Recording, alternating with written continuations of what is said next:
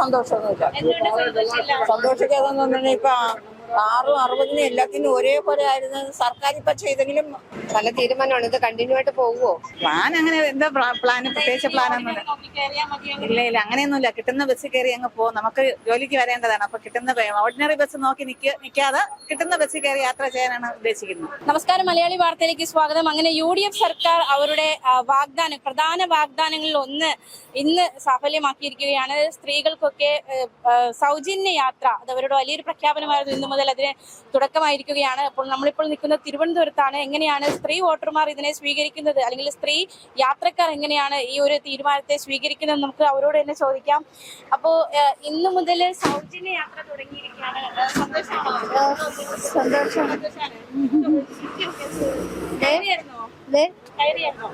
ഇല്ല, കയറിയില്ല. Ordinary bus നോക്കി കയറുള്ളൂ? ഇല്ല, ഏതെങ്കിലും പറഞ്ഞാൽ കയറും. ഇപ്പൊ ഓർഡിനറി ബസ്സിൽ മാത്രമേ ഇങ്ങനെ ഒരു സൗകര്യം ഉള്ളൂ. അതൊരു പരിമിതിയായിട്ട് തോന്നുന്നുണ്ടോ? എന്താണ് ചേട്ടൻ പറയാനുള്ളത്? എന്താണ് ഒരു വീട്ടിൽ ഒരാൾക്കെങ്കിലും ആ ഒരു ചെലവ് ഒഴിഞ്ഞിരിക്കും അല്ലേ? സ്ഥിര യാത്ര നടത്തുന്നവരാണോ ബസ്സില്? ഈ തീരുമാനത്തെ എങ്ങനെ ഒരു പുരുഷനെന്ന രീതിയിൽ എങ്ങനെ വിലയിരുത്തുന്നു? ഇപ്പൊ എവിടെ പോയിരിക്കാണ് രണ്ടുപേരും?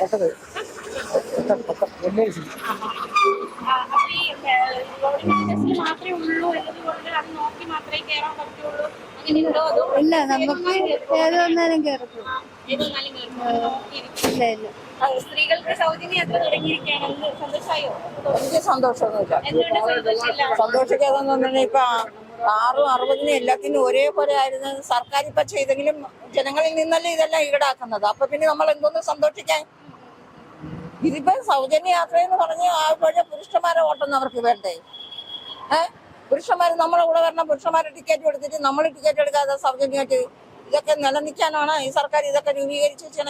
ഒന്നും ഞാൻ നോക്കിയിട്ടൊന്നുമില്ല. അവർക്കൊന്നും ചെയ്യായിരുന്നു. 6 വയസ്സ് തൊട്ട് 16 വയസ്സ് വരെ 60 മുകളിലോട്ടുള്ളവർക്ക് വേണമെങ്കിൽ സൗജന്യ യാത്ര കൊടുക്കാം, വികലാംഗർക്കും കൊടുക്കാം. ഇതിപ്പോ എല്ലാവർക്കും 50,000 രൂപ ശമ്പളം വാങ്ങിച്ചോ, 1 ലക്ഷം രൂപ ശമ്പളം വാങ്ങിച്ചോണ്ട് സൗജന്യ യാത്ര. ഇതിലൊക്കെ എന്തോന്ന് അർത്ഥം? ഇത് ജനങ്ങളിൽ നിന്ന് ബുദ്ധിമുട്ടുണ്ടാക്കാനും ജനങ്ങളിൽ നിന്ന് തന്നെ അവര് പൈസ കരം ഈടാക്കി വ്യാപിച്ചുള്ളൂ. അതുകൊണ്ട് എനിക്കതിൽ സന്തോഷമൊന്നുമില്ല.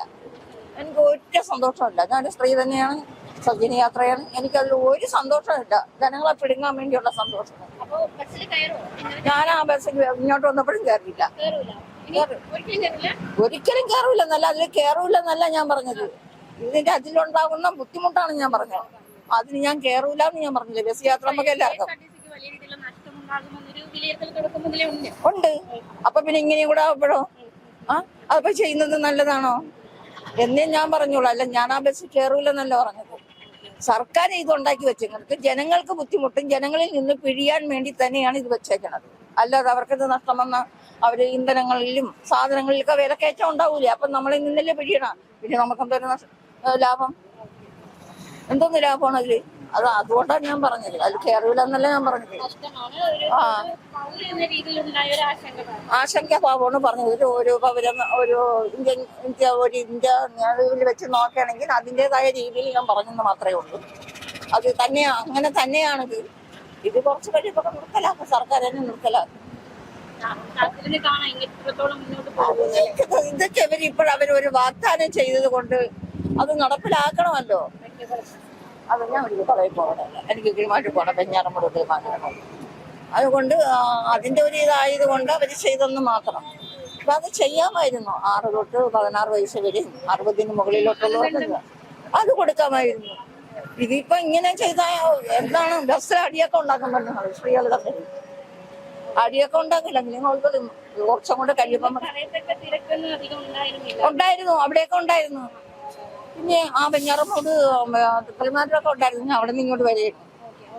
ഞാനിവിടെ പ്രിയപ്പെട്ട പ്രേക്ഷകരെ ഏറ്റവും പ്രധാനമായി ശ്രദ്ധിക്കേണ്ടത് ഈ സിറ്റി ഫാസ്റ്റ് എന്ന് എഴുതിയിരിക്കുന്ന ബസ്സുകളിലൊന്നും ദയവായി കയറരുത്.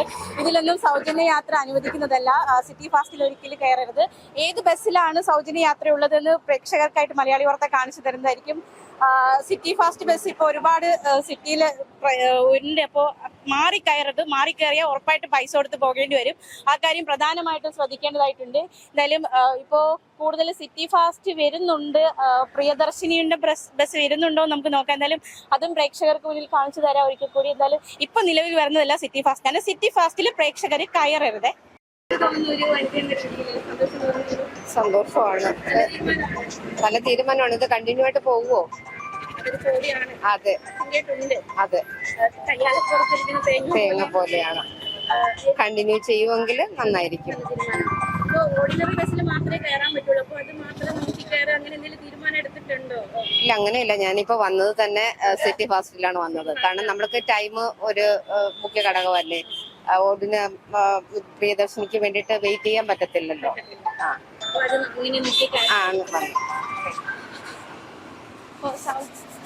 സൗജന്യ യാത്ര തുടങ്ങിയിരിക്കുകയാണ്. വലിയ രീതിയിൽ യാത്ര ചെയ്തില്ല. ഓർഡിനറി ബസ് അല്ല, കണ്ടായിരുന്നു, രാവിലെ കണ്ടായിരുന്നു. മെഡിക്കൽ കോളേജ് വരെ ഉണ്ടായിരുന്നതുകൊണ്ട് അധികം കയറിയില്ല. നമുക്കിവിടെ സ്റ്റാച്ചു വരെ വരണം. അപ്പൊ പിന്നെ 2 ബസ് കയറണം. അതുകൊണ്ട് വന്നില്ലായിരുന്നു. എന്തായാലും ഒരു 3 മാസം ഈ ഒരു 3 മാസം പൈസ ലാഭിക്കാം. അപ്പൊ എന്തെങ്കിലും പ്ലാൻ ഉണ്ടോ? പ്ലാൻ അങ്ങനെ എന്താ പ്ലാൻ, പ്രത്യേകിച്ച് പ്ലാനൊന്നുമില്ല. ഇല്ല, അങ്ങനെയൊന്നുമില്ല. കിട്ടുന്ന ബസ് കയറി അങ്ങ് പോകും. നമുക്ക് ജോലിക്ക് വരേണ്ടതാണ്. അപ്പൊ കിട്ടുന്ന ഓർഡിനറി ബസ് നോക്കി നിൽക്കാതെ കിട്ടുന്ന ബസ് കയറി യാത്ര ചെയ്യാനാണ് ഉദ്ദേശിക്കുന്നത്. ഉണ്ടെന്ന് പറയുന്നു. തീർച്ചയായും ഉണ്ട്. സ്വീകരിക്കുന്നു.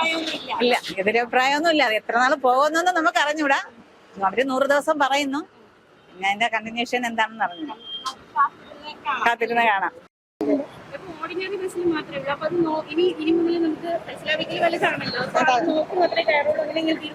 ഇല്ല, അങ്ങനെയൊന്നുമില്ല.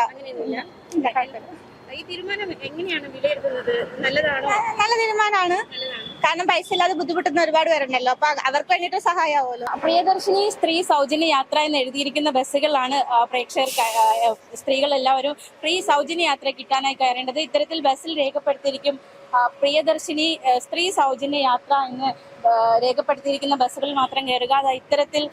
ഇത്തരത്തിൽ വരുന്ന ബസ്സുകൾ പ്രേക്ഷകർ കയറുക. അപ്പോൾ വലിയൊരു സ്ത്രീകളെ സംബന്ധിച്ച് വലിയ ഒരു ആശ്വാസമാണ് ഈ ഒരു സൗജന്യ യാത്രയിലൂടെ ലഭ്യമായിരിക്കുന്നത്. പ്രേക്ഷകർക്ക് കാണാം, പ്രിയദർശിനി സ്ത്രീ സൗജന്യ യാത്ര എന്ന് എഴുതിയിരിക്കുന്ന ഒരുപാട് ബസ്സുകൾ.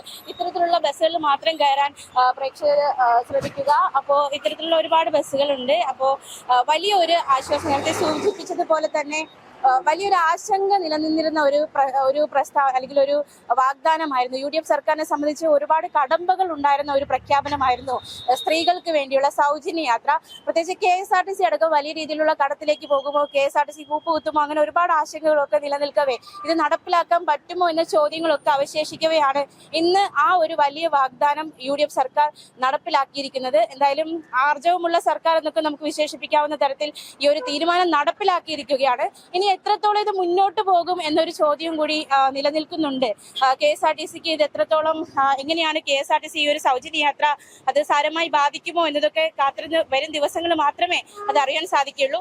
എന്തായാലും ആ വലിയൊരു വാഗ്ദാനം നടപ്പിലാക്കി എന്നൊരു അവകാശം എന്തായാലും സർക്കാരിന് ഉന്നയിക്കാനാകും. എന്തായാലും ഇന്നു മുതൽ സൗജന്യ യാത്ര തുടങ്ങിയിരിക്കുകയാണ്.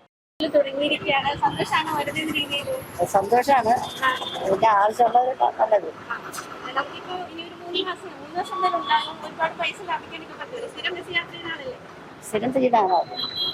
സ്ഥിരം ചെയ്യുന്ന ആള് തന്നെ. നമുക്ക് എപ്പോഴും അത് കിട്ടിയെന്ന് വരില്ലല്ലോ.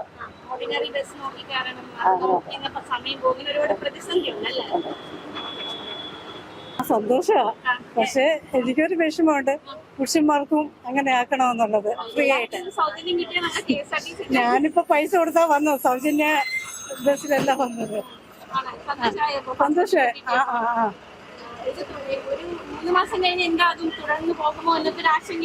അറിയില്ല. പ്ലാനിംഗ് ഒക്കെ തുടങ്ങിയോ? അതായത് 3 മാസം നമുക്ക് പൈസയൊക്കെ ലാഭിക്കാൻ പറ്റും. പ്ലാനിങ് ഒന്നും ഇല്ല. അതെ, ഇല്ല.